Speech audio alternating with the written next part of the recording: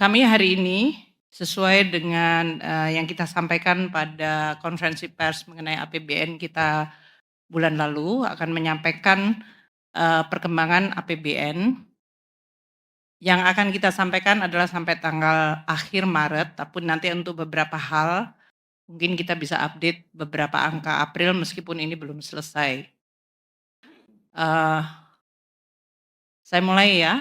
Bismillahirrahmanirrahim. Assalamualaikum warahmatullahi wabarakatuh. Selamat siang dan salam sejahtera untuk kita semua. Teman-teman media yang saya hormati, saya bersama dengan seluruh jajaran Kementerian Keuangan, 3 wamen saya, Pak Suhasil Nasara, Pak Tommy, dan Pak Anggito, dan seluruh eselon 1 teknikal yang terkait dengan APBN.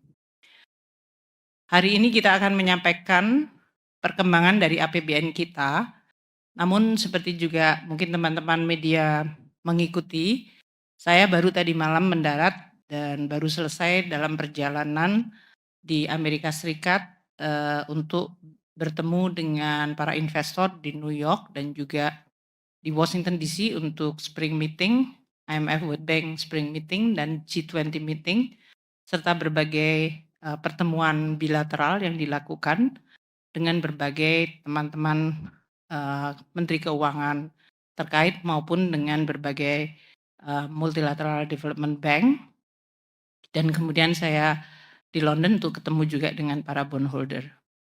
Saya akan sampaikan perkembangan APBN dan juga sekaligus mungkin nuansa pertemuan yang kita hadiri untuk bisa memberikan konteks kepada teman-teman media lingkungan global apa yang sedang terjadi yang pasti akan mempengaruhi perekonomian seluruh dunia, termasuk juga Indonesia, bagaimana melalui berbagai proses perdagangan investasi akan ditentukan oleh persaingan geopolitik yang unfortunately semakin meruncing. Nanti kami akan sampaikan di dalam segmen pertama. Sama seperti format di dalam APBN kita konferensi pers, nanti saya akan bagi tugas saya. Di pertama saya akan memulai pada environment ekonomi dan pada postur APBN yang kemudian akan dielaborasi pada sisi belanja oleh Pak Wamen Sua, untuk sisi penerimaan negara oleh Pak Wamen Anggito Abimanyu, dan sisi below the line pembiayaan oleh Pak dan internasional oleh Pak Tommy. Saya akan memulai yang pertama. Sesuai dengan Undang-Undang mengenai penyusunan APBN 2025, maka APBN 2025 disusun dengan menggunakan asumsi-asumsi yang melandasi perhitungannya. Jadi di dalam tabel ini saya memulai dengan asumsi APBN yang digunakan dalam Undang-Undang APBN 2025, yaitu di kolom ketiga sebelah kanan, dan realisasinya hingga bulan Maret. Untuk referensi, biasanya kita juga membandingkan APBN 2024 yang juga disusun berdasarkan asumsinya, serta perkembangan realisasi yang terjadi. Seperti dilihat bahwa APBN 2024 disusun dengan pertumbuhan ekonomi, asumsinya adalah di 5,2%. Tahun lalu kita juga menggunakan asumsi yang sama, 5,2%. 2024 realisir 5,03. Tahun ini Q1 BPS belum mengeluarkan, nanti di bulan Mei pertengahan akan keluar angka Q1, meskipun kita melihat nanti beberapa faktor yang mendukung pertumbuhan ekonomi Q1. Inflasi di APBN 2025 diasumsikan adalah di tingkat 2,5%. Hingga akhir Maret realisasi year on year, jadi Maret ke Maret adalah sebesar 1,03%. Jadi jauh di bawah asumsi inflasi di dalam APBN kita. Kalau month to month, kenapa kita juga menyebutkan month to month, terutama karena bulan Februari, Maret terjadi Ramadan dan Hari Raya Idul Fitri yang biasanya itu menjadi pemicu dari kenaikan harga-harga. Kita semua bersyukur, alhamdulillah Ramadan dan Idul Fitri sudah selesai dengan libur panjang, tidak ada cerita mengenai harga barang naik. Bahkan yang terjadi adalah cerita tentang tiket pesawat yang turun, kemudian adanya jalan tol yang diberikan diskon, dan harga-harga pangan relatif stabil, bahkan dalam hal ini koreksi terhadap situasi tahun lalu yang pada saat El Nino terjadi, harga pangan melonjak tinggi. Jadi ini adalah suasana yang patut kita syukuri, kan tidak semua negara di dunia menikmati seasonal atau musiman, suasana musiman yang biasanya demand melonjak tinggi, namun tidak terjadi inflasi. Jadi inflasi year on year kita di 1,03, mantuman 1,65,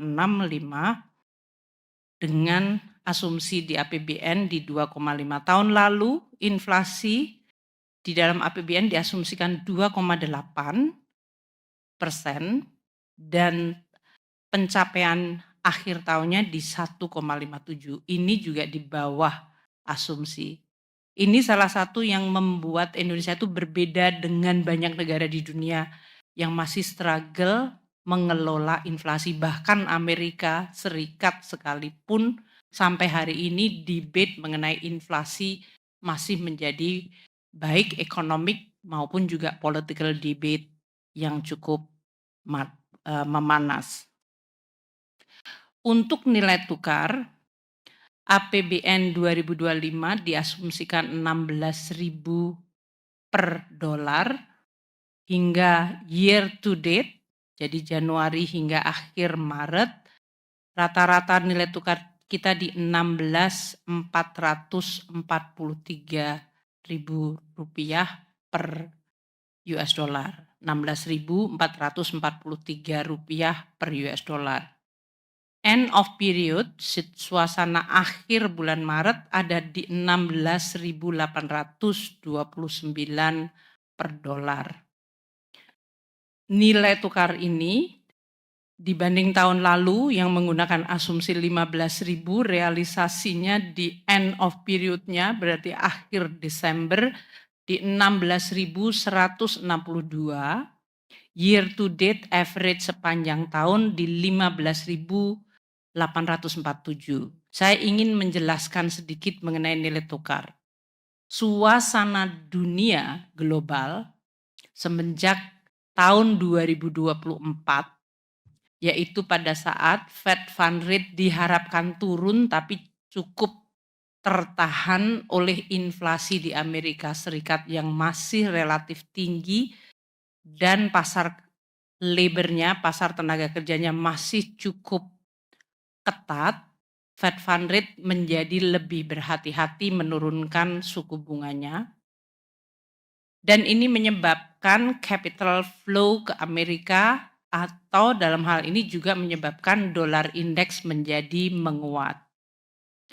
Suasana ini kemudian ditambah dengan Presiden Trump yang terpilih dan kemudian memulai masa jabatannya di bulan Januari melakukan langkah-langkah yang cukup drastis. Yang terakhir tentu kita semuanya lihat, beliau melakukan reciprocal tarif yang sangat agresif untuk sekitar 70 negara partner dagang yang dianggap memiliki surplus dan perlu dikoreksi. Ini yang disebut imbalances. Tindakan drastis dari Presiden Amerika tersebut dalam bentuk reciprocal tarif nanti akan saya jelaskan, namun mempengaruhi sentimen dan dinamika sektor keuangan sangat signifikan.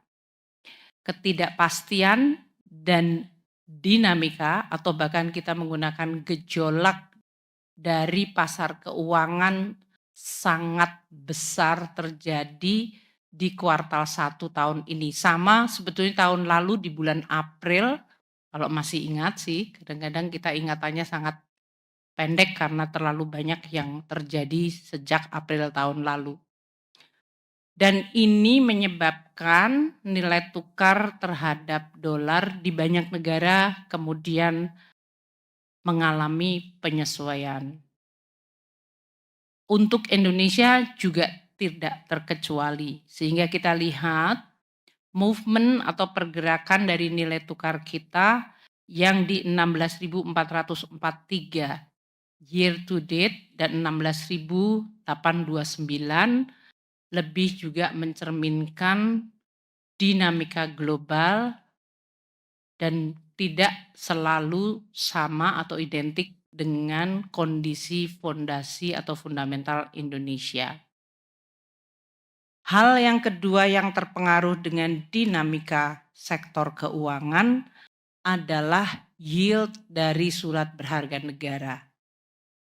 Keputusan atau tindakan dari Presiden Trump melakukan reciprocal tarif tidak hanya menyebabkan pergerakan ekspektasi inflasi, kemudian nilai tukar dolar, namun juga berpengaruh terhadap yield surat berharga negara Amerika atau yang disebut treasury, terutama kita menggunakan patokan yield 10 tahun treasury, yaitu treasury bonds yang berjangka waktu maturitasnya 10 tahun yang mengalami pergolakan melonjak pada saat reciprocal tarif diumumkan.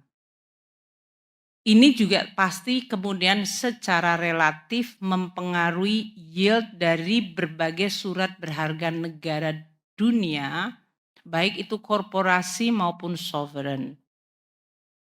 Namun yang positif dari Indonesia, di luar terjadinya gejolak yield surat berharga negara di Amerika Serikat dan banyak negara di dunia, Indonesia yield dari surat berharga negara kita relatif stabil.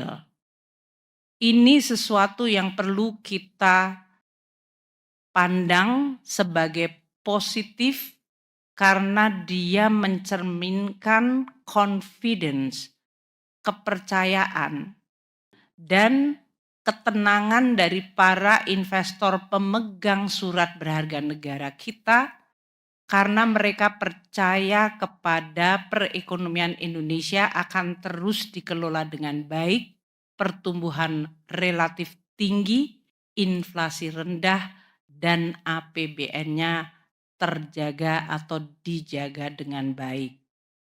Ini memberikan hal positif yang harus terus kita perkuat.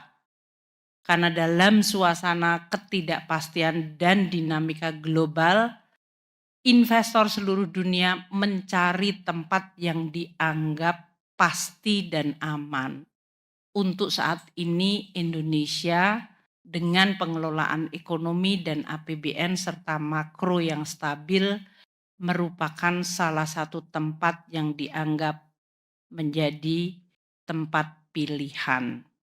Dan itu tercermin dari yield surat berharga negara kita yang tetap dipercaya, artinya berarti tidak dijual atau tidak dibuang, dan ini menyebabkan cost of fund kita masih terkendali.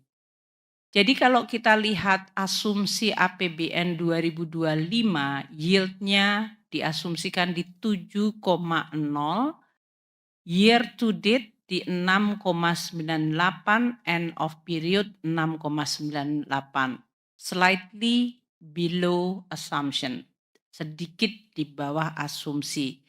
Ini menggambarkan hal positif. Tahun lalu yield surat berharga negara 10 tahun kita diasumsikan di 6,7, mengalami deviasi ke atas yaitu 6,8 rata-rata year to date dan 7,0 untuk end of period. Hal yang kelima adalah asumsi harga minyak mentah. APBN 2025 waktu itu menggunakan asumsi harga minyak $82 per barel, sama dengan tahun 2024. Waktu pembahasan dengan DPR, kita melihat Komisi 7 waktu itu yang membahas mengenai energi dan juga melihat supply demand maupun waktu itu, yaitu sebelum APBN disetujui DPR, suasana dunia yang lebih optimis tahun 2025 akan growth-nya di atas 3%, dengan pertumbuhan ekonomi dunia yang cukup tinggi, maka diasumsikan harga minyak akan terjaga di $82 per barel. Kejadian selanjutnya kita semua mengikuti dari Januari hingga April banyak guncangan yang terjadi. Dari mulai perang di Timur Tengah, perkembangan di Syria, kemudian apa yang terjadi perkembangan antara perang Ukraina dan situasi di Rusia, dan juga yang terakhir dengan reciprocal tarifnya Presiden Trump, semuanya menunjukkan pengaruh terhadap pertumbuhan ekonomi yang cenderung melemah di dunia. Nanti kami sampaikan global outlook growth yang telah disampaikan oleh IMF pada minggu lalu. Dengan suasana yang tidak favorable dan cenderung melemah, permintaan terhadap minyak diperkirakan akan menurun. Selain juga tindakan dari OPEC Plus itu biasanya plusnya adalah Russia, yang kemudian waktu itu masih tetap menetapkan level production dengan harga minyak yang kemudian turun waktu Presiden Trump mengumumkan reciprocal tarif, bahkan harga minyak sempat menyentuh angka $60 per barel. Sekarang sudah kembali di kisaran $71 per barel. Ini yang menggambarkan bagaimana volatilitas geopolitik dan keputusan-keputusan negara, termasuk negara-negara yang berpengaruh, bisa mempengaruhi harga minyak. Tahun lalu kita menggunakan 82 dan asumsi itu kemudian terrealisir di $71,6 per barel end of period, atau year to date-nya rata-rata di 78,1. Untuk 2025 ini end of period-nya di $71,1 per barel, dan untuk year to date Januari hingga akhir Maret $74,1 per barel. Dua asumsi terakhir yaitu lifting minyak dan gas. Di APBN kita dicantumkan 605.000 barel per hari lifting minyak kita, realisasi hingga akhir Maret di bawah itu 573,9 ribu barel per hari. Untuk lifting gasnya 1.005.000 barel per hari, asumsi kita realisasi juga di bawah itu, yaitu 985,7 ribu barel per hari.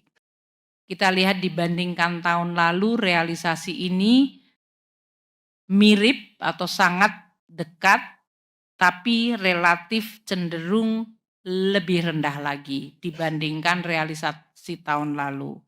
Ini menjadi salah satu hal di mana Pertamina maupun KKS, yaitu mereka yang memegang konsesi untuk eksplorasi minyak dan gas, untuk bisa terus meningkatkan lifting produksi dan lifting minyak ke Indonesia.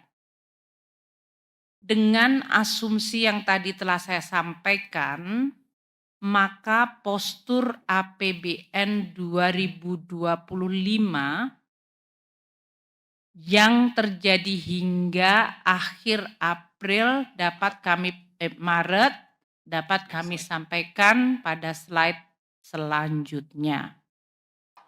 Slide salah, halaman 3, kecepatan, mungkin udah lapar.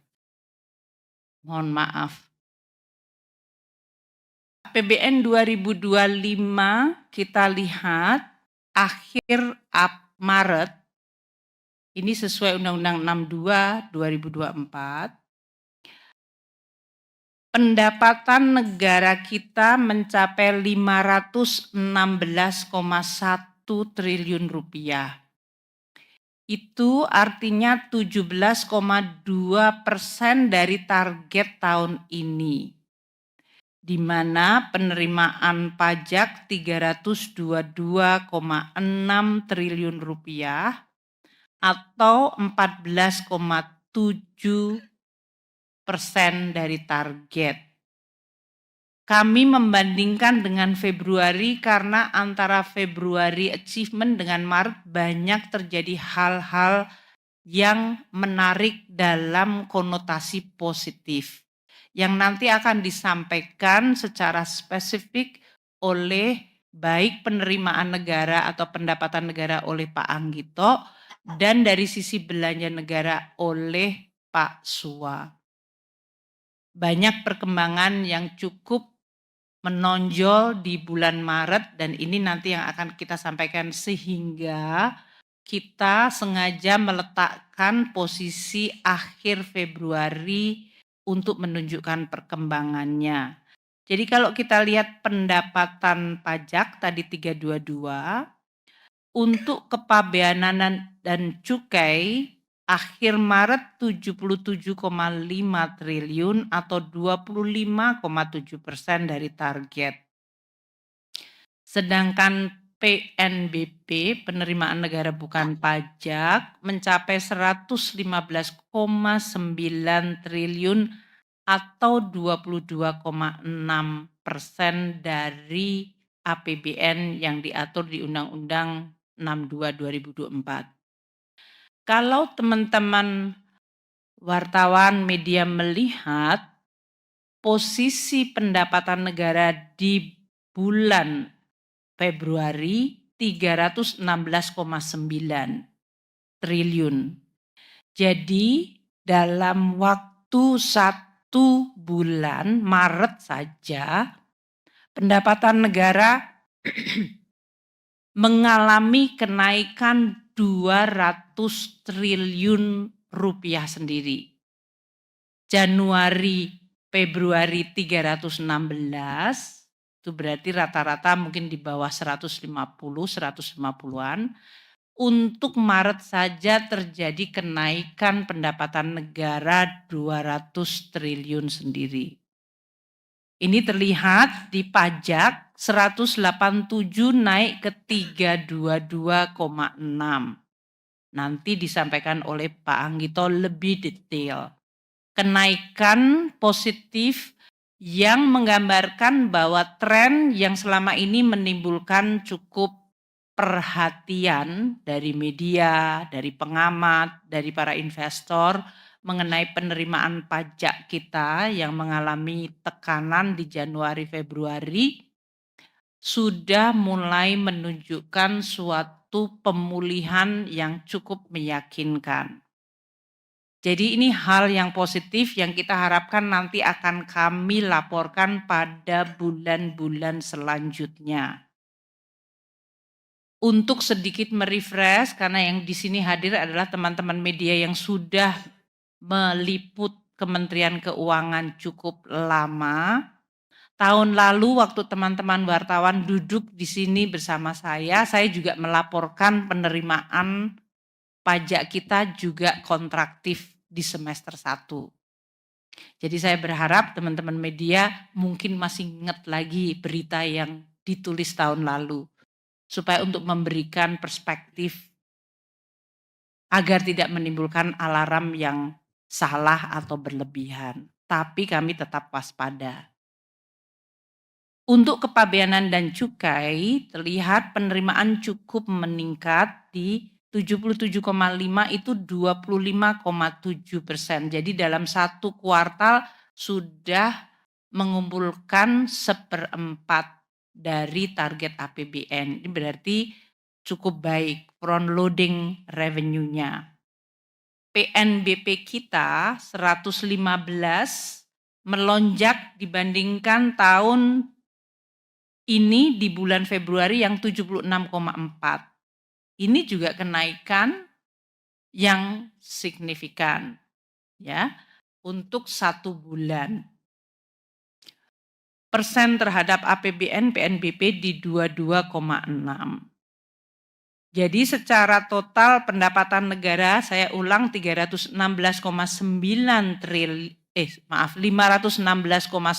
triliun itu adalah 17,2% dari target tahun ini. Kalau kita lihat belanja negara sampai dengan akhir Maret 620,3 triliun rupiah. Ini juga 17,1%. Jadi yang menarik di dalam tabel postur akhir Maret, baik pendapatan negara dan belanja negara, kedua-duanya terhadap persentase target pendapatan dan belanja adalah di 17%. Ini hal yang relatif tentu menggambarkan kecepatan yang relatif sama. Ini cukup baik. Karena berarti kita masih optimis postur 2025 yang diatur dalam Undang-Undang 62 2024 mengenai APBN masih terjaga secara konsisten. Nah, belanja negara yang 620,3 triliun kita bedah. Belanja pemerintah pusat 413,2 triliun itu adalah 15,3% terhadap total belanja tahun ini, di mana terlihat belanja KL Kementerian Lembaga 196,1 triliun. Atau 16,9%. Saya akan berhenti di sini sejenak. Coba dilihat angka akhir Februari. Belanja pemerintah pusat 215 dan di akhir Maret 413,2. Jadi dalam bulan Maret sendiri pemerintah pusat belanjanya 202 triliun rupiah. Padahal Januari Februari 2 bulan 211. Ini menggambarkan di bulan Maret terjadi akselerasi belanja yang nanti Pak Sua akan menjelaskan detail. Poinnya Maret ini terjadi akselerasi belanja. Dan kalau kita lihat belanja KL dari tadinya hanya 83,6 triliun di akhir Februari, di akhir Maret mencapai 196,1. Ini lebih dari 110 triliun. To be precise 113 triliun belanja KL di bulan Maret saja. Padahal 2 bulan pertama kementerian lembaga itu hanya belanja 83,6. Jadi ada kenaikan yang cukup tinggi. Nanti Pak Sua menjelaskan kementerian-kementerian lembaga yang baru gimana belanjanya dan kementerian lembaga lainnya yang mengalami akselerasi. Artinya kabinet yang baru ini sekarang sudah mulai fokus kepada menjalankan program dan kita harapkan ini akan menggerakkan ekonomi karena mereka masa transisinya kita anggap sudah selesai, para menteri, wamen dan birokrasinya sudah mulai fokus menjalankan termasuk berbagai perubahan-perubahan belanja yang nanti akan disampaikan oleh Bapak Wamensua. Untuk transfer bulan Maret akhir mencapai 207,1 triliun. Ini artinya 22,5% dari total transfer tahun ini yang 919,9 triliun anggarannya. Dibandingkan bulan Februari akhir 136,6 triliun, ini juga kenaikan yang signifikan. Kalau dilihat prosentasenya cukup besar transfer ini 22,6, 22,5. Nanti Pak Wamensua menjelaskan bahwa transfer ini termasuk cukup banyak dan lancar karena pemerintah-pemerintah daerah telah mampu memenuhi persyaratan salur yang tepat waktu. Posisi APBN 31 Maret dari sisi keseimbangan primer positif atau surplus 17,5 triliun. Posisi ini cukup baik dan kita akan tetap menjaganya sesuai dengan Undang-Undang APBN 2024 nomor 62. Untuk diingat teman-teman wartawan karena saya lihat sering membuat judul hanya di kolom 3 tapi tidak membandingkan di kolom 1 APBN-nya. APBN 2025 didesain melalui Undang-Undang 62 2024, didesain dengan keseimbangan primer negatif 63,3. Jadi kalau ini masih positif, ini hal yang bagus. Tapi nanti kalau melihat defisit, jangan panik. Karena memang desainnya adalah defisit primary balance 63,3 dan defisit total postur 616. Banyak teman media membuat berita seolah-olah kalau defisit langsung kemudian alarm. APBN ini didesain dengan defisit 616 karena memang dirancang untuk melakukan counter cyclical, mendukung pemulihan ekonomi dan akselerasi program-program pembangunan nasional di bawah Presiden Prabowo, tapi tetap terukur. Secara postur, defisit akhir Maret 31 Maret adalah 104,2 triliun. Sekali lagi saya ulang, APBN 2025 dirancang dengan defisit 616,2 triliun. Ini yang sudah disepakati dengan DPR dan menjadi undang-undang. Jadi defisit 104,2 triliun itu artinya 16,9% dari target defisit tahun ini. Kalau dilihat ini cukup menarik. Pendapatan negara di 17,2% dari target, belanja negara di 17,1 dari target, surplus atau defisit dari total postur 16,9% dari target. Jadi semuanya bergerak hampir sama.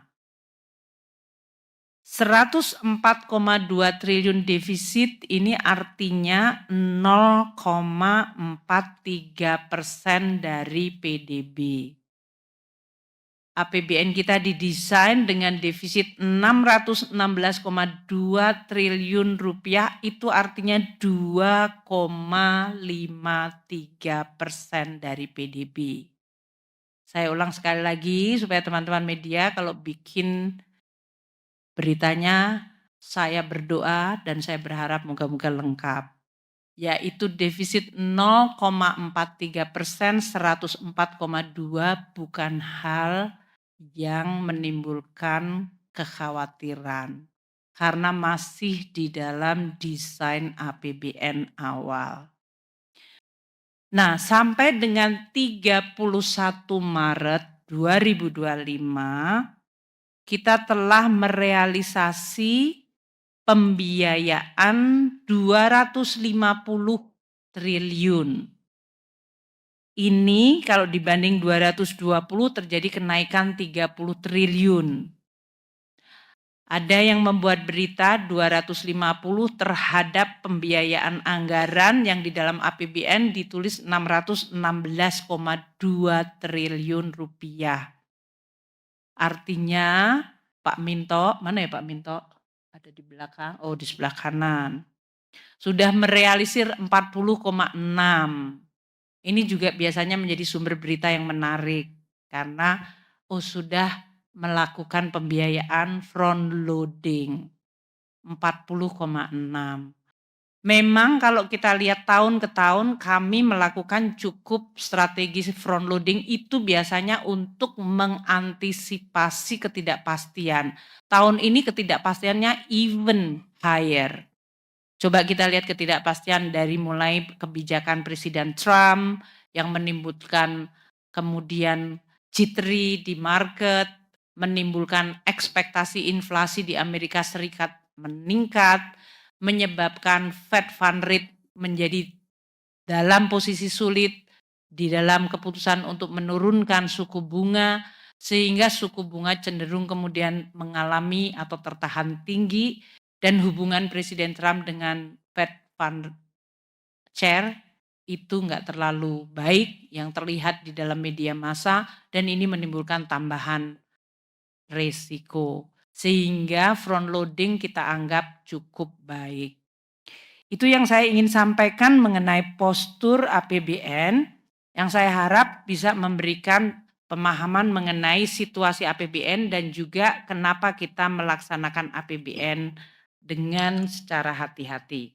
Sekarang saya akan beralih ke lingkungan ekonomi global dan nasional. Seperti yang kita lihat, gejolak ekonomi global mengalami kenaikan sangat tinggi di bulan Maret dan April. Maret karena berbagai pengumuman executive order di tempat Presiden Trump, dan April terutama mulai tanggal 2 April pengumuman mengenai reciprocal tarif yang begitu sangat mengagetkan seluruh dunia. Dunia mengalami shock karena selama ini kalau terjadi dispute, biasanya dispute perdagangan dibawa ke forumnya adalah World Trade Organization, WTO. Sekarang Presiden Trump memulai dengan melakukan tindakan unilateral. Artinya keberadaan dan fungsi lembaga-lembaga multilateral itu menjadi tidak diindahkan. Yang terjadi adalah lebih tindakan atau aksi dari suatu negara yang kemudian diharapkan terjadi negosiasi atau engagement yang sifatnya bilateral. Ini tentu menimbulkan banyak kerumitan karena selain jumlah negaranya banyak, jumlah negara itu lebih dari 197 negara, dan kalau masing-masing membuat bilateral agreement, pasti selain frekuensi dan kerumitan, juga konsistensi treatment menjadi tidak ada. Proteksionisme menjadi menonjol. Setiap negara melulu melihat kepentingannya masing-masing, kerjasama menjadi menurun. Ini menyebabkan ekspor turun, investasi menjadi melambat karena investor tidak mau mengambil posisi pada saat belum ada kejelasan arah dan tindakan. Rantai pasok karena banyak barang, termasuk yang Anda semuanya pegang saat ini, komputer, handphone, itu tidak ada yang dibuat di satu negara. Itu pasti supply chain-nya di berbagai negara. Jadi impossible untuk membuat satu barang di satu negara. Apalagi barang-barang yang sekarang banyak dipakai seperti yang sekarang semua Anda pegang itu. Dengan pergolakan ini, dengan outlook investasi melemah, maka growth juga melemah, maka harga komoditas terkena, nilai tukar dan suku bunga mengalami volatilitas. Dunia sekarang semuanya mencari strategi meredam shock tersebut. Stabilisasi menjadi barang yang sangat dibutuhkan dan langka. Karena yang terjadi hari ini adalah uncertainty dan gejolak atau volatility. Maka semua negara mencoba mencari stabilisasi dengan cara apapun, termasuk melakukan negosiasi dagang, melakukan reform, menjaga macroeconomic stabilization, dan melindungi dunia usaha dan juga masyarakatnya. Yang dilakukan Presiden Trump dengan retaliasi tarif sebetulnya karena ingin mengembalikan pasar tenaga kerja di sektor manufaktur yang hilang akibat relokasi ke negara-negara lain dengan globalisasi. Jadi dalam hal ini kita harus terus mengamati dan mewaspadai dari berbagai gejolak dan dinamika yang terjadi. Nah, dalam situasi ini APBN menjadi instrumen yang sangat biasanya diandalkan. Baik merespon shock, melindungi dunia usaha, melindungi masyarakat, dan juga bagaimana kita bisa tetap menjaga APBN-nya menjadi tetap sehat dan kredibel. Itu tugas yang sangat menantang. APBN-nya harus digunakan aktif untuk melindungi shock, melindungi masyarakat, melindungi dunia usaha, tapi APBN-nya nggak boleh sakit. Itu adalah suatu tugas yang harus kita lakukan. Nah, kita lihat bagaimana lanskap global dengan yang dilakukan oleh Amerika Serikat dan kompetisi dengan RRT. Saya sampaikan nuansa yang terjadi dan saya lihat di Washington DC dari berbagai percakapan bilateral. Satu, alasan dari Amerika Serikat melakukan retaliasi tarif karena Amerika menganggap bahwa globalisasi, sistem global yang sebetulnya didesain dan diciptakan oleh Amerika sebagai authornya, penciptanya mereka juga, karena pemenang Perang Dunia Kedua. Pembentukan WTO, pembentukan Bretton Woods Institution, IMF, World Bank, itu semuanya adalah signature authority-nya yang utama adalah Amerika Serikat. Jadi Amerika menciptakan sendiri suatu rezim global yang sekarang dianggap rezim global itu menjadi suatu rezim atau sistem yang tidak menguntungkan Amerika sendiri. Karena dianggap dimanfaatkan oleh seluruh negara di dunia untuk menuju ke marketnya Amerika Serikat dan negara-negara yang kemudian melakukan praktek investasi perdagangan yang dianggap tidak adil. Umpamanya dengan memberikan subsidi atau state support kepada dunia usahanya. Jadi di Washington kemarin headline dan topik paling menonjol adalah statement Amerika bahwa mereka merasa dizolimi oleh sistem global. Jadi sempat saya menyampaikan di dalam intervensi, wah selama ini globalisasi dan sistem global, persaingan global ini yang paling banyak komplain biasanya negara berkembang, negara yang lemah. Karena merasa out-compete, susah bersaing secara level playing field, merasa dieksploitasi, yang suara-suara sebagai victimize dari sistem global atau yang merasa terzolimi itu negara berkembang. Tiba-tiba di forum ini Menteri Keuangan Amerika yang mengatakan we are treated unfairly. Amerika sih seneng mendengar saya ngomong begitu, karena ternyata yang terzolimi tidak hanya negara berkembang, tapi negara paling kuat dan paling besar ekonominya di dunia merasa bahwa the global system is unfair, yang meng-create imbalances. Ketidakseimbangan itu menjadi headline kedua. Unfair nomor 1, imbalances nomor 2.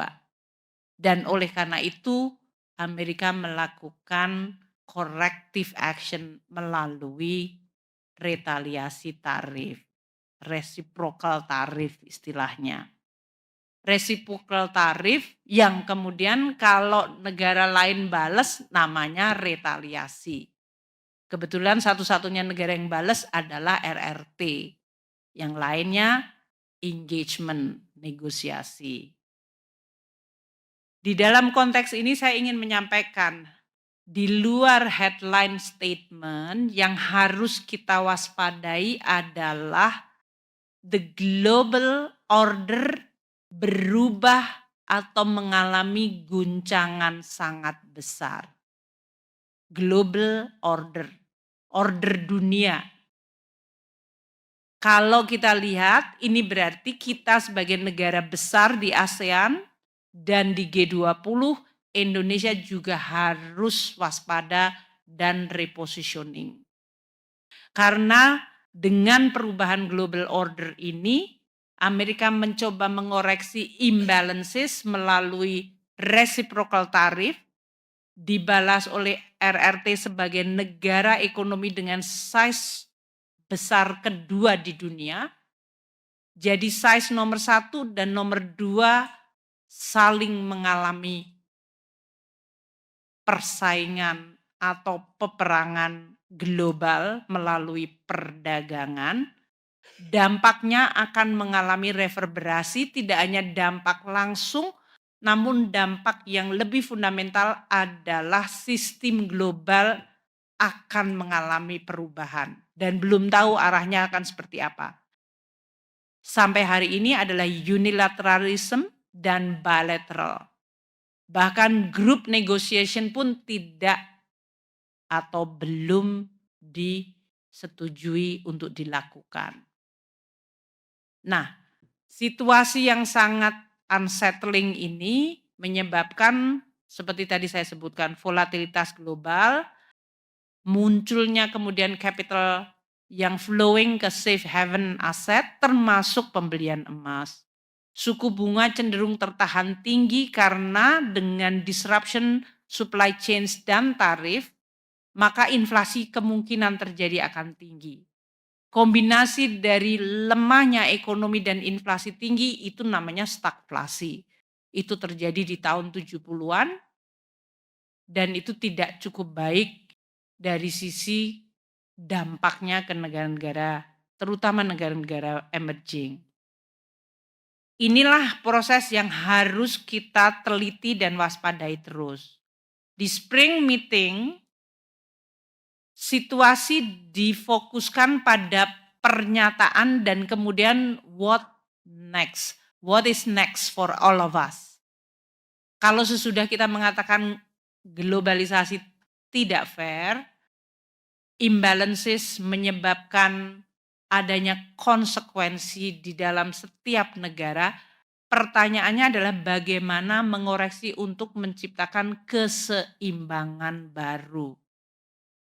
Kondisi hari ini, current imbalances, yang dianggap keseimbangan yang tidak optimal, tidak baik, harus dikoreksi menuju keseimbangan baru. Namun what kind of new equilibrium, dan dalam proses menuju equilibrium baru itu, apa yang akan menjadi konsekuensinya, ini yang belum terumuskan. Sehingga Indonesia sebagai negara yang sama dengan semua negara di dunia mayoritas, hampir semuanya, kecuali mungkin 1-2 yang melakukan isolasi. Negara sekarang seperti Indonesia, ASEAN dan yang lain yang open ekonomi, kita harus memahami dan mengantisipasi perubahan ini dan mewaspadai untuk menjaga kepentingan kita. Melindungi rakyat kita, melindungi dunia usaha kita. Hal lain adalah karena guncangan terjadi akan semakin frequent, kemungkinan terjadi potensi krisis keuangan di negara-negara lain, terutama kalau sektor keuangannya rapuh, makro policy-nya tidak stabil atau tidak koheren, dan confidence menipis, kemungkinan ada negara yang akan terkena krisis. Kalau ada terjadi krisis, safety net secara financial harus ada. Maka pembahasan mengenai yang disebut financial safety net, kalau kita selalu bilang social safety net, itu adalah membuat jaring pengaman sosial bagi masyarakat kita tidak mampu. Di level global keuangan juga ada konsep mengenai safety net, tapi financial safety net. Itu ada 3 layer. Layer pertama adalah di masing-masing negara, kalau di Indonesia itu adalah tugas KSSK. Layer di regional itu adalah seperti ASEAN plus 3, Jepang, Korea, Cina, kita membentuk ASEAN plus 3 dengan Chiang Mai Initiative. Layer global adalah layer di mana IMF dengan 194 atau 197 negara anggotanya menjadi global safety net. Itu kalau sampai terjadi guncangan dan menimbulkan krisis, apakah memiliki kesiapan baik dari resources maupun program substansinya. Ini menjadi salah satu pembahasan di spring meeting. Yang tidak menguntungkan negara-negara Afrika terutama, tapi juga beberapa negara developing lainnya, itu saat ini situasi setelah COVID sampai hari ini ekonominya lemah, utangnya sangat tinggi, dan bahkan mereka dalam situasi kreditnya sudah macet dan tidak punya akses capital. Negara-negara ini sangat rentan, ada yang kehilangan akses capital dan bahkan dengan Amerika menyetop berbagai bantuan globalnya, terjadi potensi kelaparan. Ini hal yang luar biasa perlu dari sisi peri kemanusiaan yang adil dan beradab. Indonesia kita juga memiliki keprihatinan. Nah, untuk menghadapi situasi ini, peranan dari Multilateral Development Bank, apakah itu Bank Dunia, Asian Development Bank, Islamic Development Bank, AIIB, European Investment Bank, Latin America, Inter-American Development Bank, African Development Bank, semuanya sedang diminta untuk reform agar mampu mengatasi terutama negara-negara yang tidak punya akses dan rakyatnya bahkan dalam kondisi yang kemungkinan sudah kelaparan. Terakhir tentu reformasi dan perkuatan ekonomi masing-masing adalah keharusan. Jadi reform di masing-masing negara menjadi penting dan kita perlu untuk terus menjalankan apa yang sudah diarahkan dan diinstruksikan Presiden Prabowo selama ini kepada tim ekonomi reform deregulasi. Reform adalah untuk mereform hal-hal yang tidak baik, apakah inefisiensi, apakah ketidakkompetenan, ketidakmampuan, atau deregulasi yaitu menghilangkan beban-beban ekonomi tinggi melalui regulasi yang rumit, prosedur yang tidak mudah, semuanya harus segera dan terus dilakukan. Ini supaya ekonominya produktif. Bapak Presiden selalu menyebutkan I-Core Indonesia tinggi, itu berarti kita harus mampu menurunkan incremental capital output ratio kita. Namun di luar ini semua yang saya ingin sampaikan kepada media, rivalitas Amerika dan RRT akan tetap menjadi dominan faktor dominan dalam menciptakan stabilitas atau keguncangan geopolitik. Dan rivalitas ini tidak hanya di bidang ekonomi, ada di bidang politik, ada di bidang security.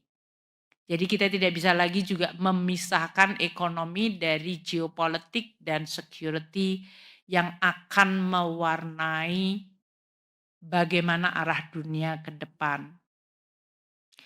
Nah, ketidakpastian imbalances yang tinggi dan kemudian langkah-langkah Amerika untuk melakukan reciprocal tarif yang kemudian diretaliasi atau dibalas oleh RRT telah menimbulkan korban. Korban pertama adalah growth ekonomi melemah.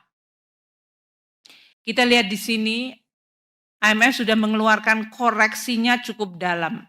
Dari tadinya tahun lalu 3,2, tahun ini menjadi hanya 2,8%. Itu penurunan yang sangat signifikan. Saya nggak tahu waktu tahun 2020, waktu COVID, kita juga mengalami penurunan yang luar biasa dalam, negatif. Dan tahun depan 2026 juga sedikit slightly better di 3%. Kita lihat tabel yang di bawah. Amerika Serikat mengalami koreksi sangat dalam. Tahun ini pertumbuhannya hanya 1,8. Ini tadinya mereka harusnya tumbuhnya 2,7%. Jadi dropnya itu lebih dari 40% ke bawah. Jadi apa yang dilakukan oleh Presiden Trump kemungkinan malah akan melemahkan growth-nya mereka sendiri. Ini yang menjadi perdebatan sangat sengit di dalam Amerika sendiri. Is that the right policy untuk merestore growth atau menjaga inflasi? Tahun depannya 2026 juga masih akan di 1,7 atau bahkan lebih lemah lagi. RRT juga mengalami koreksi, growth-nya adalah di 4,0.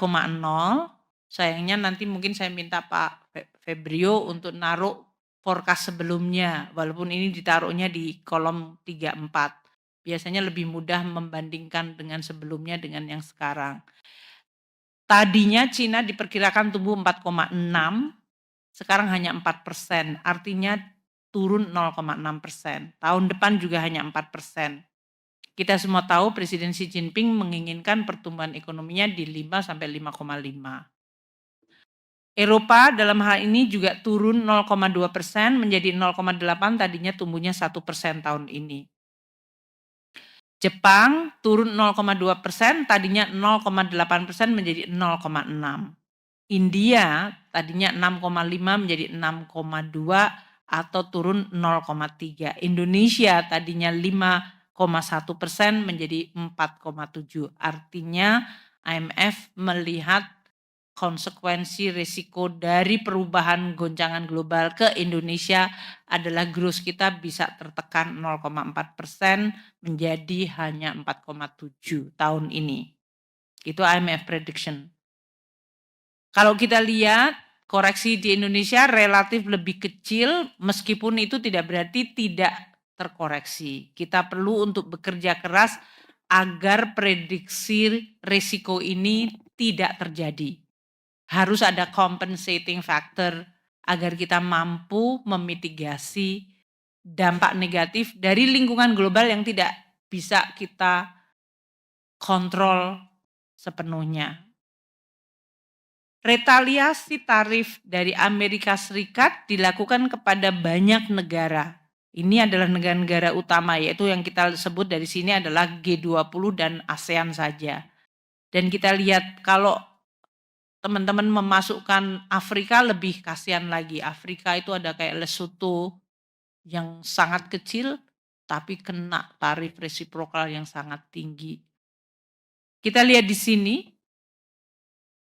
negara-negara yang mengalami surplus tarif ke Amerika Serikat, dia dikenakan tarif lebih tinggi.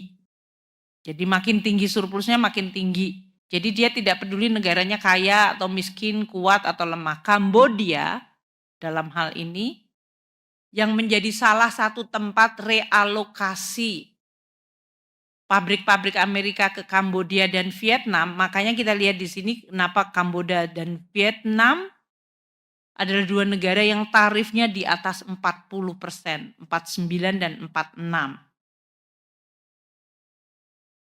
Dan mereka mengalami shock yang luar biasa karena peranan ekspor di dalam GDP mereka sangat tinggi. Mungkin next time Pak Febrio bikin tambahan kolom baru, percentage dari ekspor terhadap GDP masing-masing. Makin besar peranan ekspor ini ke GDP-nya dan sekarang ekspornya yang terhantam sangat keras oleh reciprocal tarif, maka negara ini diprediksi growth-nya akan turun luar biasa tinggi atau signifikan. Indonesia dalam hal ini kita lihat di sini ya, ekspor kita nilainya lebih tinggi dari Kambodia. Kambodia itu ekspor ke Amerika 13,4 billion, kita 29,5. Dan ekspornya ke Amerika Serikat, Kambodia itu 31,7% sendiri. Jadi kalau totalnya dia ekspornya tadi 13,4, berarti ekspornya dia adalah 4 kali lipatnya itu sekitar 45 billion, sepertiga sendiri adalah ke Amerika. Jadi kalau Amerikanya mengenakan tarif besar, itu udah pasti dia akan kena. Mungkin sebagian yang lain, Kambodia kemungkinan ke RRT, kembali lagi ke RRT. Kalau kita lihat ini, maka akan lihat Indonesia, ekspor kita 29,5, tapi ekspor kita yang 29,5 billion, itu 2,1% dari seluruh ekspor kita. Jadi ekspor Indonesia terhadap GDP ya.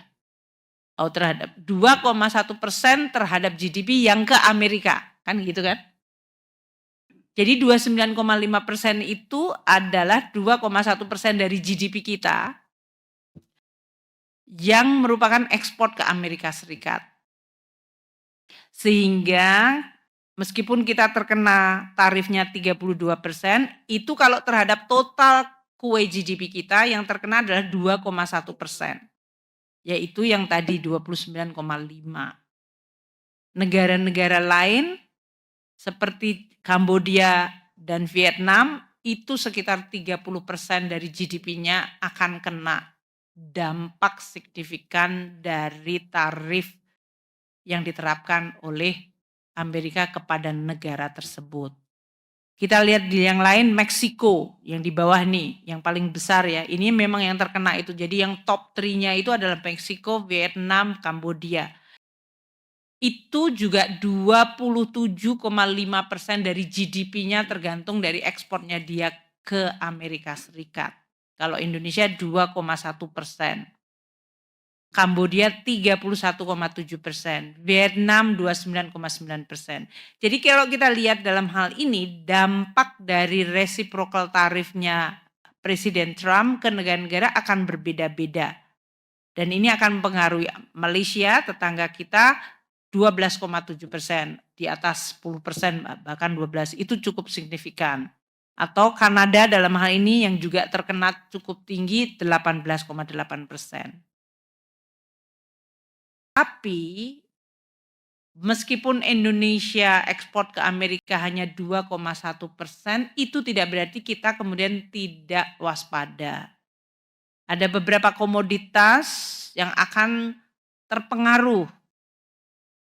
Apakah itu di bidang mesin peralatan listrik, pakaian dan aksesori rajutan, alas kaki dan pakaian, serta aksesori non-rajutan.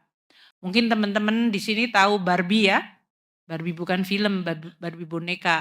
Barbie boneka itu majority bikinan dari kita. Jadi waktu pertemuan dengan US Treasury, Barbie muncul percakapan mengenai Barbie. Karena Amerika import Barbie paling besar dan produsen terbesar memang dari Indonesia. The second largest adalah Hot Wheel. Itu adalah mobil-mobilan mainan yang kalau Indonesia kita bilang Tamiya kali ya dulu ya. Nah kalau di sana itu Hot Wheel itu. Nah ini mainan anak-anak mungkin buat Anda semuanya kayaknya nggak penting. Kalau di Amerika tuh penting. Karena sebentar lagi nanti 6 bulan lagi mereka akan Christmas. Akan Black Friday. Dan setiap nenek-nenek seperti saya akan membeli hadiah untuk cucunya ditaruh di pohon Christmasnya itu. Nah, dengan adanya retaliasi ini akan sangat mempengaruhi harga-harga toys, mainan-mainan, selain yang mungkin yang dianggap strategik seperti chips atau electric vehicle atau yang lain-lain. Tapi ini mempengaruhi masyarakat jelata di sana. Dan inilah yang kemudian menjadi salah satu kita juga perlu untuk menjaga agar produksi eksportir kita yang kompetitif dan baik. Termasuk sebetulnya dalam hal ini adalah pakaian jadi dan sepatu. Anda semuanya kalau sepatunya ini ada yang aku nggak lihat, New Balance, Converse, Adidas, Nike, itu cukup banyak yang dari kita. Gitu ya. Dan itulah yang mungkin kita perlu untuk perhatikan karena mereka juga relatif cukup menciptakan kesempatan kerja. Tarif dari Donald Trump tidak hanya mempengaruhi merchandise good, walaupun ini semuanya adalah berhubungan dengan merchandise good. Saya ingin tambahkan sekali lagi, salah satu dari upaya RRT untuk membendung import dari RRT adalah menghilangkan de minimis. Mungkin kalau di sini nggak terlalu familiar dengan kata-kata de minimis, tapi kalau Pak Asko sangat tahu banget. Itu karena banyak sekali retail yang menggunakan online kayak Amazon, Temu, dan yang lain-lain. Itu tadinya di Amerika Serikat sampai $800 shipment kalau saya beli melalui Amazon nilainya kurang dari $800 US dollar. Itu dia nggak kena biaya masuk, nggak kena pajak. Dengan cara membendung sekarang de minimisnya dihilangkan di Amerika Serikat. Karena ternyata banyak sekali orang yang belanja online dan itu barangnya diimport langsung dari RRT atau Amazon dalam hal ini punya gudang yang merupakan barang-barang dari RRT. Saya ingin sampaikan dengan digital economy, digital platform, marketplace yang selama ini mungkin banyak yang merasa convenience ini mengalami disruption sangat tinggi. Dan oleh karena itu ini dampaknya akan sangat besar. Teman-teman pasti akan tahu kami di Kemenq, Bea Cukai akan menjadi salah satu yang akan menghadapi di depan karena perubahan tarif, non tarif, barrier ini semuanya yang mengenforce adalah teman-teman Bea Cukai. Jadi mereka yang ada di front line untuk ngadepin bagaimana perubahan-perubahan policy dan regulasi. Ini yang harus kita jaga. Nah, dampak tarif terhadap sektor keuangan juga sama besarnya dan sama signifikannya. Seperti saya sebutkan tadi, tekanan pasar global meningkat, kemudian tidak hanya karena Amerika melakukan, tapi karena RRT membalas dengan sangat forceful juga, dan ini menyebabkan guncangan kiri kanan dari berbagai aliran modal. Dengan guncangan yang sangat besar, Presiden Trump kemudian menentukan pause atau jeda 90 hari, tapi 90 hari untuk bernegosiasi dengan puluhan negara yang berbeda-beda ini juga nanti diprediksi akan cukup rumit. Ini yang menjadi salah satu bahan pembahasan di Washington DC. Dalam situasi ini kita lihat dolar indeks menguat, Indonesia terkena, depresiasi kita di 4,5% year to date.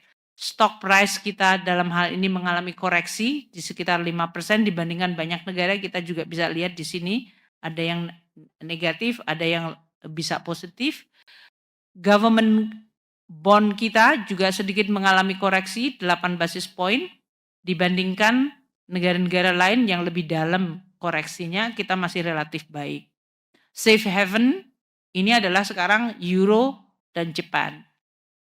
Jadi dalam hal ini kita perlu untuk melihat dan menjaga ini tidak imun, namun kita tetap berkomunikasi. Makanya pertemuan dari kami di Kemenq dengan para bondholder, investor, semuanya itu penting karena perlu untuk memberikan kejelasan dan confidence kepada mereka.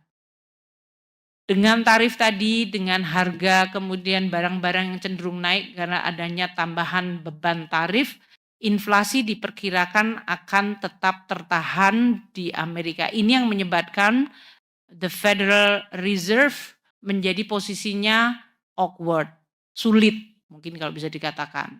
Tadinya mau menurunkan suku bunganya 4 kali atau 4 kali, sekarang dia hanya 2 kali kemungkinan, ini pun tidak pasti. Kalau inflasinya tetap tinggi, mereka nggak mungkin menurunkan agresif. Ini yang menyebabkan kemudian Presiden Trump menyampaikan kritik terbukanya kepada Jeremy Powell. Pak Powell itu diberi nama oleh Pak Trump sebagai Mr. Too Late katanya, karena dia kepengennya turun segera suku bunganya supaya ekonominya naik stimulus. Ini yang menambah gejolak, ketidakpastian karena kemudian hubungan antara eksekutif dengan bank sentralnya di Amerika Serikat juga menimbulkan dampak kepada seluruh hal, suku bunga, SBN yield, dan kemudian dolar dalam situasi yang sangat tidak positif. Nah, kami tentu harus terus menjaga. Kalau kita lihat US Treasury yang 10 tahun sempat mengalami kenaikan kalau kita lihat, dan US Treasury next. Nah, kita lihat di sini US Treasury 10 tahun adalah yang biru dan US Treasury yang 2 tahun adalah yang orange, dan kita lihat kenaikannya cukup tinggi, terutama pada bulan April itu spike ke tinggi ke atas, itu di 4,2. Padahal tadinya sudah agak menurun di level 4. Jadi kita juga melihat ini pasti dampaknya ke seluruh. Volatility index atau indeks yang menggambarkan guncangan ketidakpastian, kita lihat juga spike tinggi sekali. Dolar indeks sebetulnya mengalami perlemahan. Nah, Indonesia perlu memperkuat fundamental dan persepsi terhadap makro policy terutama juga moneter untuk bisa membuat Indonesian rupiah itu relatively dipersepsikan lower risk dan stable. Untuk kita tentu kita perlu untuk mewaspadai dari sisi kinerja ekonomi kita. Alhamdulillah kalau kita sampai bulan Maret PMI kita itu masih tetap ekspansif. Global PMI sendiri di 50,3. Namun kurang dari 40% atau hanya 37% negara yang disurvei yang ekspansif. Berarti mayoritas lebih dari 60% negara itu PMI-nya atau manufacturer index-nya itu dalam zona kontraktif. Ini termasuk negara di tetangga kita Thailand, Filipina, Korea, Malaysia. Mereka PMI-nya sudah dalam situasi kontraktif bahkan sebelum, ini sampai Maret ya, bahkan sebelum tarif resiprokal itu diumumkan. Indonesia kita di 52,4 dan ini yang harus kita jaga. Masih ekspansif. Kinerja sektoral kita lihat agriculture lagi bagus sesudah kita mengalami El Nino tahun lalu, tahun ini musim tanam berjalan baik. Subsidi pupuk dilakukan secara sangat dini. APBN memberikan subsidi pupuk sehingga bisa terbagikan kepada petani, dan dengan reform di sektor distribusi pupuk yang dilakukan oleh Kementerian Pertanian, petani itu bisa dapat subsidi as early as January. Ini yang menyebabkan kenapa banyak panennya itu cukup bagus selain masalah faktor hujan. Yang kedua, kita juga menginjeksi Bulog berapa Pak? 16,6 triliun. Pada saat panen Bulog bisa melakukan stabilisasi. Nanti Pak Sua akan bisa menjelaskan.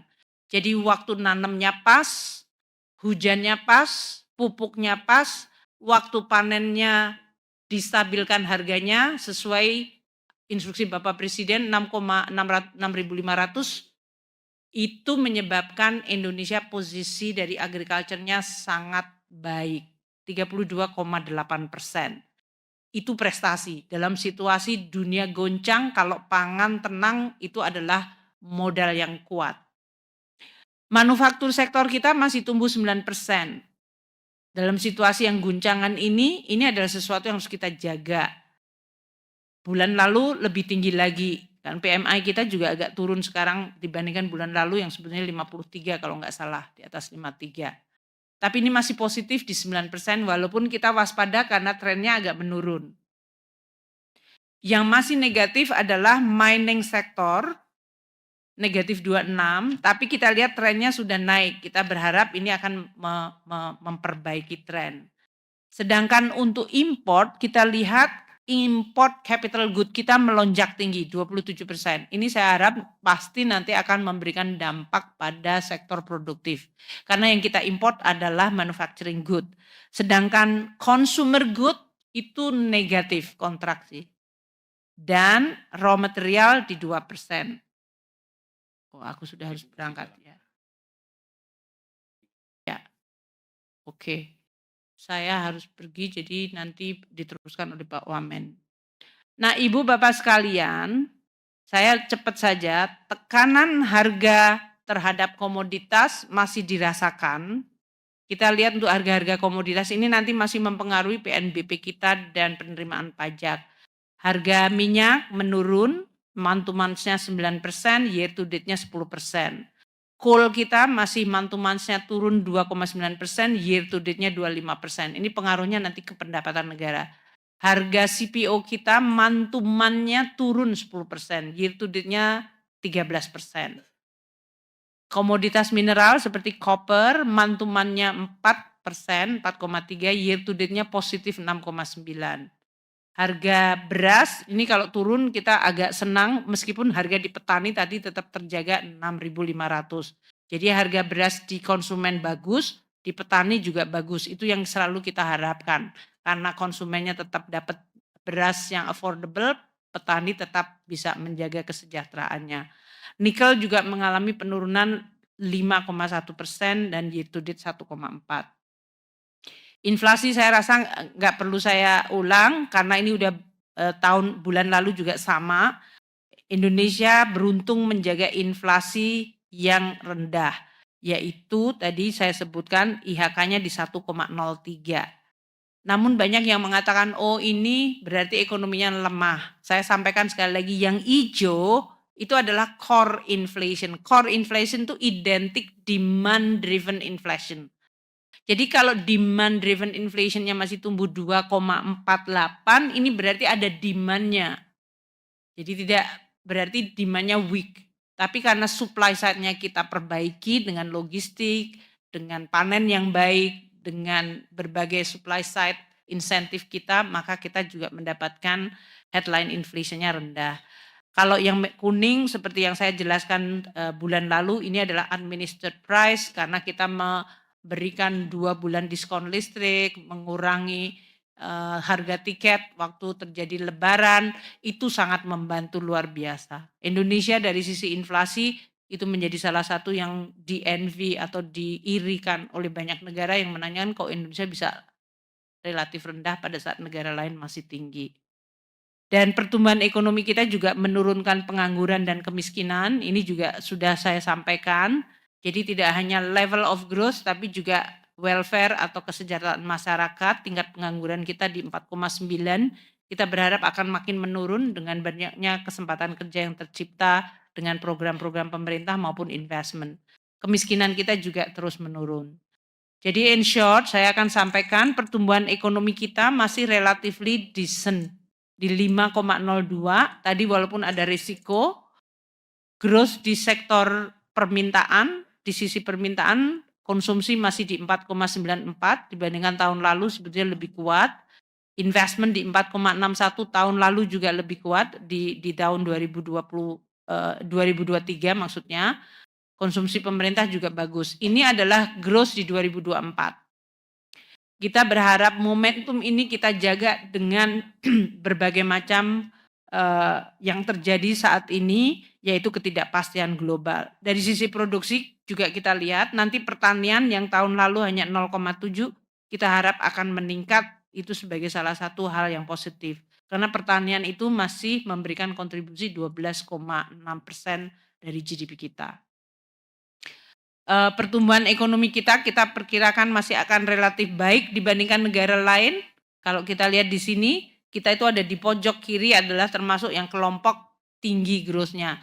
Tapi tadi seperti Vietnam akan terhantam dengan retaliasi tarif. India masih akan relatif bagus. Cina juga akan terkena dampak dari retaliasi tarif. Filipina relatif modest juga hampir sama dengan kita. Jadi yang sebelah kiri kita yang relatif lebih tinggi itu Vietnam, Cina yang barangkali akan mengalami koreksi lebih dalam. Sedangkan yang sebelah kanan adalah negara G20 dan ASEAN yang dalam hal ini masih relatif lebih rendah dibandingkan Indonesia. Momentum ini akan kita jaga meskipun IMF memberikan forecast bahwa pertumbuhan tahun 2025 ini akan terrevisi ke bawah karena akibat perkembangan yang terjadi di Amerika dengan retaliasi. Tapi kita akan tetap mencoba menjaga. Jadi terakhir saya ingin sampaikan, Indonesia kami bersama Pak Menko, Pak Luhut sebagai Ketua DEN, kita terus melakukan pendekatan terhadap Amerika dengan memitigasi apa yang sekarang ini sedang terjadi. Karena Amerika menyampaikan pos 90 hari, memang mereka akan terus dan akan mengumpulkan banyak negara, tapi Indonesia adalah termasuk negara yang lebih cepat dan siap untuk menyampaikan suatu proposal negosiasi. Ini disebutkan oleh Sekretari Bessent menguntungkan karena di Amerika sendiri pengambilan keputusan tetap terpusat pada Presiden Trump dan tadi US Secretary Secretary of Commerce, USTR semuanya mereportnya kepada Presiden Trump untuk menentukan bagaimana dampaknya. Tapi sebagai negara yang lebih dulu dan cukup detail, proposalnya kita dianggap baik dan mendapatkan apresiasi. Indonesia melakukan ini tentu bukan karena dalam rangka hanya negosiasi, karena sesuai dengan arahan Presiden Prabowo telah menginisiatifi deregulasi reform di Indonesia pada bulan Desember. Slide selanjutnya, di mana kita diminta untuk terus memperbaiki dunia usaha, lingkungan dunia usaha, dan menjaga iklim investasi. Ini yang telah dilakukan dalam 2 minggu terakhir. Kami, Pak Menko, kemudian Pak Luhut, Menteri Luar Negeri, Pak Menlu, semuanya berbicara dengan counterpartnya, dengan bahasa yang sama, dengan bahan yang sama, sehingga ini menggambarkan Indonesia concerted effort-nya itu cukup baik. Kita juga bicara dengan para dunia usaha di sana, US Chambers maupun US ASEAN Business, dan kita menjelaskan karena mereka juga sangat penting peranannya untuk berbicara dengan pemerintahan Amerika sendiri. Dan ini kemudian akan menjadi orkestrasi yang terus akan kita coba jaga bersama. Dalam forum-forum lain seperti G20 atau IMF World Bank, itu juga menjadi forum yang baik untuk kita menyampaikan pandangan sehingga hubungan Indonesia tidak hanya ke Amerika tapi negara-negara lain seperti dengan RRT, dengan Eropa, dengan Jepang, dengan ASEAN tetap terjaga dan ini sangat diapresiasi karena negara Indonesia adalah negara besar di ASEAN, besar di East Asia maupun di dunia di dalam konteks jumlah populasi, geografi maupun size ekonominya. Jadi Indonesia matters dari sisi leadership kita. Nah ini yang kita akan terus lakukan, Indonesia terus harus fokus menggunakan APBN. APBN ini berfungsi baik dari sisi insentif, baik dari sisi belanja, baik dari sisi investasi, dari resiko, itu banyak yang mengandalkan. Nah untuk bagian yang kedua ini Pak Suwan nanti akan menyampaikan dahulu dengan belanja, Pak Anggito dari sisi penerimaan, dan kemudian Pak Tommy untuk pembiayaan dan risiko, dan nanti akan ditutup salah satu oleh bertiga. Saya mohon pamit dulu karena saya sekarang harus sidang ke istana, lapor ke istana sesudah lapor Anda. Terima kasih semuanya teman-teman media, moga-moga beritanya baik, jangan satu potong pas bagian saya yang lagi menghela napas, tapi keseluruhan supaya jadi bagus. Karena kita perlu menjaga bersama-sama. To be very frank ya, dunia sedang tidak pasti. The only thing adalah di Indonesia sendiri kita harus bersama-sama saling ikut menjaga dan memperkuat. Karena justru dalam situasi inilah kebersamaan tidak berarti tidak ada perbedaan pendapat ya, tapi kita secara sengaja ingin menjaga Indonesia secara bersama-sama. Saya rasa itu adalah message yang paling penting. Terima kasih sekali lagi, saya delegasikan pada 3 wamen saya.